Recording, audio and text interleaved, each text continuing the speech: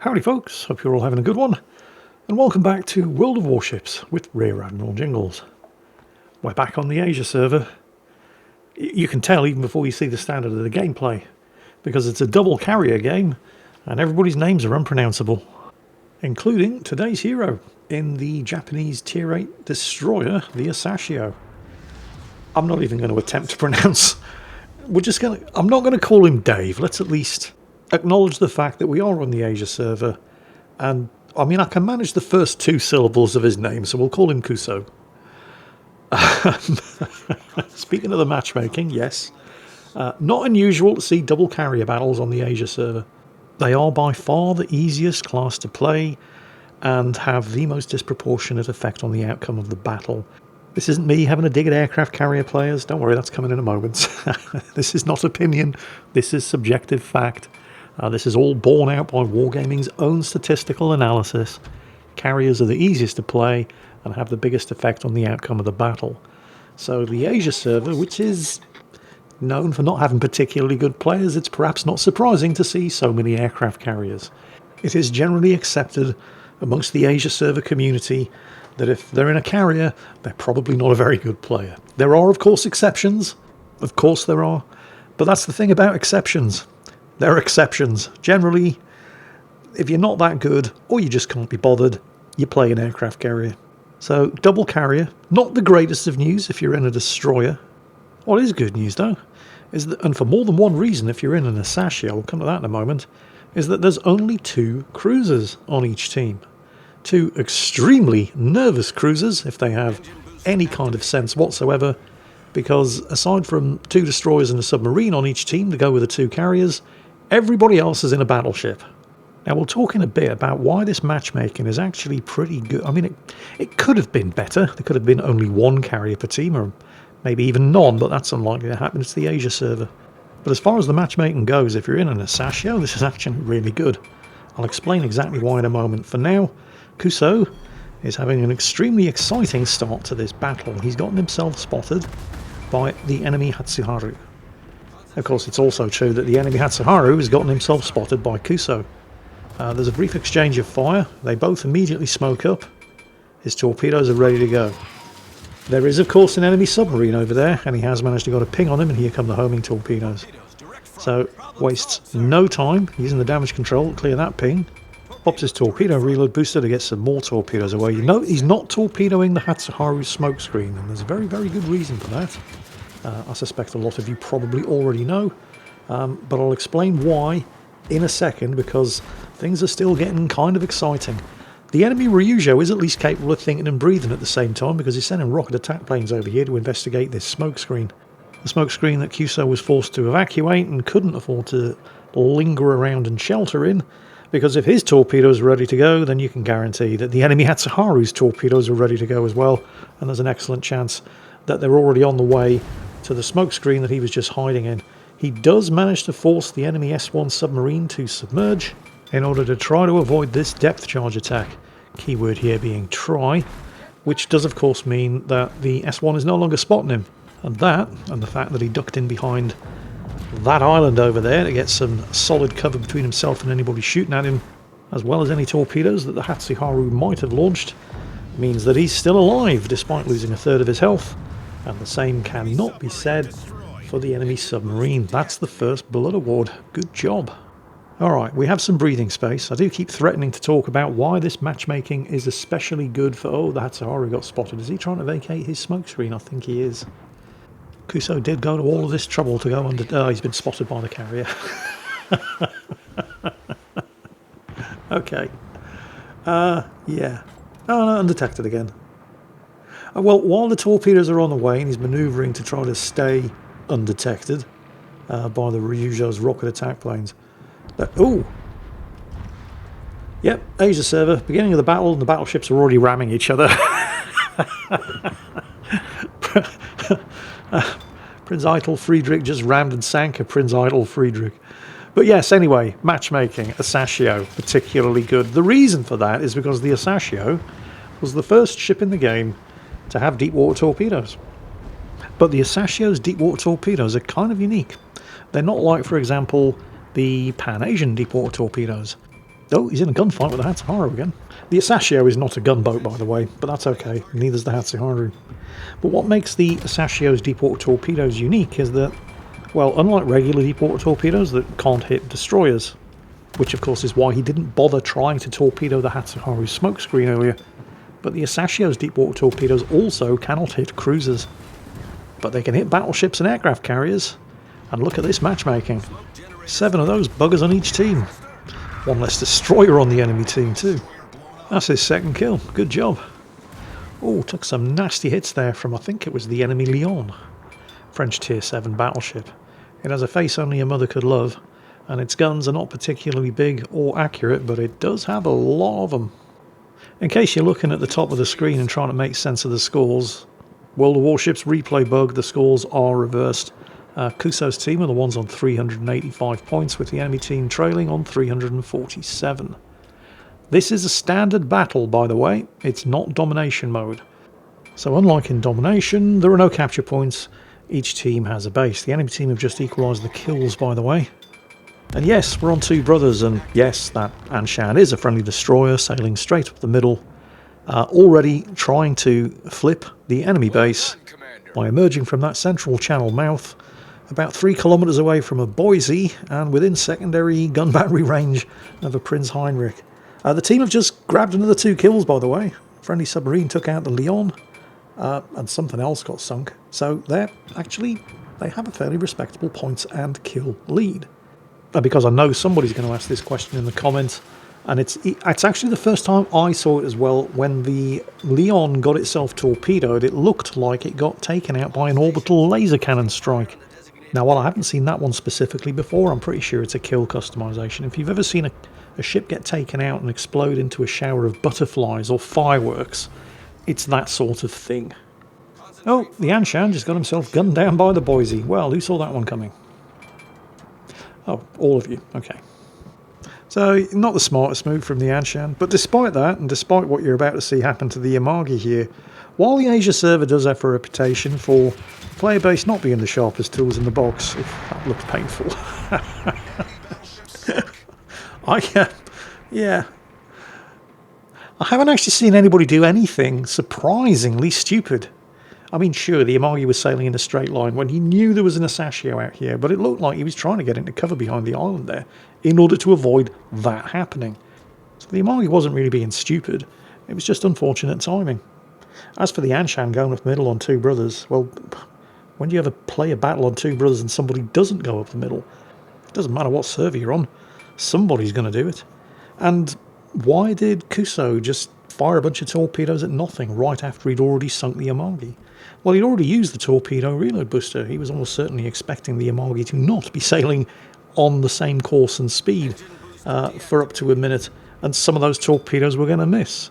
And then, of course, the Yamagi didn't, and they all hit anyway, but he'd already used the torpedo reload booster, so he needed to get the torpedoes away in order to reset the cooldown on the torpedo reload booster, so he could use it again when he needed to. And there was nothing else to torpedo, so again, just unfortunate timing. But don't worry, we are on the Asia server. You are going to see plenty of stupid. You might just have to wait a bit. Friendly Bayern just got taken out by the enemy split. Yeah, more on that guy real soon. And then one of those wasted torpedoes just actually hit something. I'm not sure what it hit. Oh, hello. It's the Ryujo. Well, that was fortunate. Although this could be extremely dangerous because it's a very, very brave destroyer captain who goes after an aircraft carrier in this game. In fact, the only thing in this game that's braver than a destroyer going after an aircraft carrier is a submarine going after an aircraft carrier. Because automatic damage control makes it impossible to ping them for homing torpedoes. And they also have automatic anti-submarine warfare strike planes. The carrier player doesn't even need to be aware that there's a submarine out there to sink him. However, this is an Asashio. It's extremely stealthy. 5.4 kilometers stealth. I mean, that might... Don't quote me on this. You're all going to quote me on this. That might be best in game, or at least tie for best in game. Or if it's not best in game isn't going to be much better, like maybe 5.3 kilometers. It's very, very stealthy. And he has, of course, turned his AA guns off because it doesn't pay to advertise. I think he's going to get 2, maybe 3. Might be enough. There's 2. Oh, it's not quite enough. Now, this is, of course, going to get him spotted. But the Ryujo needs to die. And he's on low health, so he shouldn't stay exposed for too long. Note, if you look at the range circle on the minimap, the Ryujo is the only thing that's actually inside his shooting range. So while he is lit up to everybody else, while shooting at the Ryujo, if he sinks him, he will go undetected. Because nothing else is inside his shooting range. And he managed to finish him off quickly enough that not even the Boise down there could react. Oh yes, enemy destroyer sighted. There's the split again. He's in the base. Remember, this is not a domination battle, this is standard battle. You cap the base, just like in World of Tanks, you win. Oh, enemy Prince Heinrich just burnt down the friendly Amagi. Kuso's team are still ahead, but not by that much. And that split is still capping, while spotted, in front of a Nagato, a Shimanto, a Serov, and a Furious. And he's still spotted. Wait, no, he did just go undetected. And it looks like, I think it's the Furious is sending some dive bombers over. But they're going to find nothing. So at least one member of the team is at least trying to prevent that split from winning the match for the enemy team by capping the base out. One player out of the 5 of them, all clustered around the base that's being capped, is actually trying to do something about the base that's being capped. Oh, hello. It's a Shimanto over there. It's one of those new Japanese light cruisers, isn't it? Somebody remind me what light cruisers are good for. Is it perhaps getting into knockdown, drag-out gun battles with battleships like... oh, the Prince Heinrich over there. Kuso's just torpedoed and sunk through his Kraken Unleashed. No, that's not it. Oh, that's right, killing destroyers. Gee, if only there was a destroyer in a particularly disadvantageous position that a light cruiser like the Shimanto could do something about. No? Oh well, never mind. That split is still flipping the cap, though. If only the team had a couple of aircraft carriers. You know, that one class that is disproportionately good at scouting and spotting and lighting up things that don't want to get lit up. Well, while the entirety of the rest of Kuso's team try to get all of their shit into one sock, Kuso has a significant problem here with that Edinburgh. Because while the enemy split is busy having a laugh with Kuso's team's inexplicable inability to find and reset a lone destroyer in a cap circle despite having all of the cards in their favour, the same is definitely not true over here. That Edinburgh is a big problem because he obviously knows that Kuso's here and he's obviously looking for him.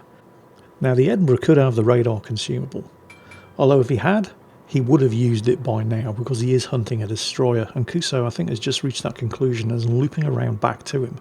Meanwhile, the split just got respotted. Have a look at the capture progress. The Serov's gotten him respotted with skip bombers. Oh, and he's managed to hit him. Kuso was there in chat. Carrier hit the destroyer because he couldn't do it himself. Lord knows he's done everything else in this battle, but that's the one thing that he did actually have to rely on a teammate for.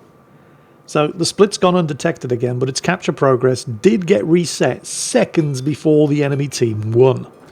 He's still in that cap circle though.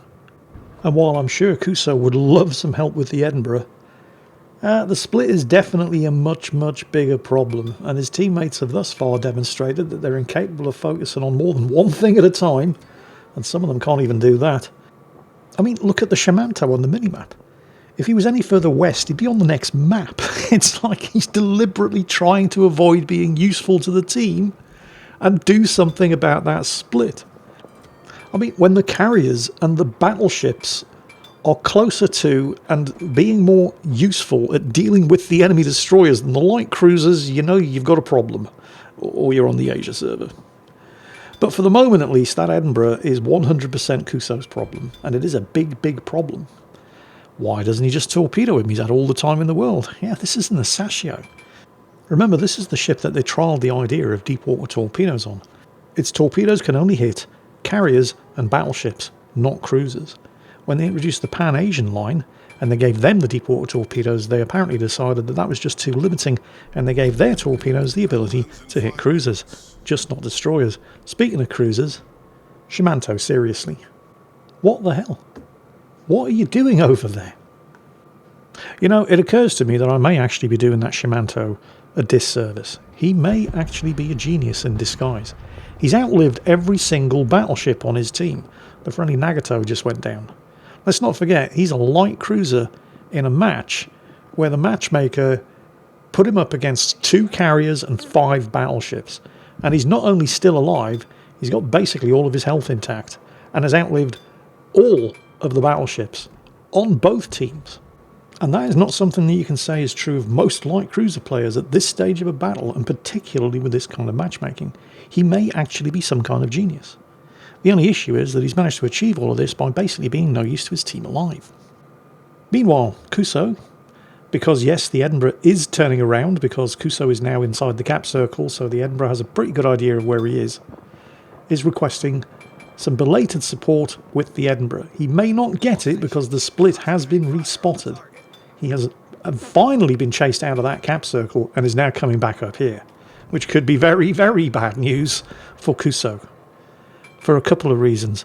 We're fairly sure that the Edinburgh doesn't have radar, because Edinburgh captains have to choose between radar and smoke. Splits, however, do not. They get both.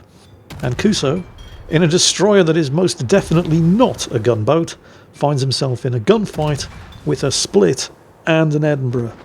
He focuses the split because its guns were pointing in the right direction. The Edinburgh has just managed to get its guns pointing in the right direction. Here it comes, slams on the brakes, pops the smoke. The split's been taken care of, so the radar has been taken care of. The Edinburgh is now firing blind. In fact, they're both firing blind because they've both smoked up. But it's Kuso's blind fire that finds and sinks the target first. That is his 7th kill in a torpedo destroyer armed with very, very slow reloading torpedoes that can only hit carriers and battleships. And only 2 of those 7 kills were achieved with the torpedoes. And now, thanks, let's be honest here, largely to Kuso himself, there's only 1 ship left on the enemy team, and of course it's one of the aircraft carriers. And while Kuso is sitting inside a smokescreen in the enemy cap circle, winning the game, well, the smoke isn't going to last forever. It's certainly not going to last the 2 minutes that it's going to take for him to flip this cap. And the Independence is sending aircraft over. What the hell. Chicks dig scars and glory lasts forever. 8 kills would be nice. And it's not like going after the carrier could possibly... Don't worry, that isn't a challenge or anything. This isn't an episode of a Game of Thrones. I know the Asia server has a terrible reputation, but it's not that bad. It's not like going after the carrier under these circumstances is going to throw the game. And an extra kill would be nice. However, Kuso has reckoned without the Shimanto, who has, and I think I'm even being generous to him here when I say this, not been any use to his team alive thus far in the game, and whose only achievement in this entire battle was to ensure that Kuso couldn't get that 8th kill. Damn, son.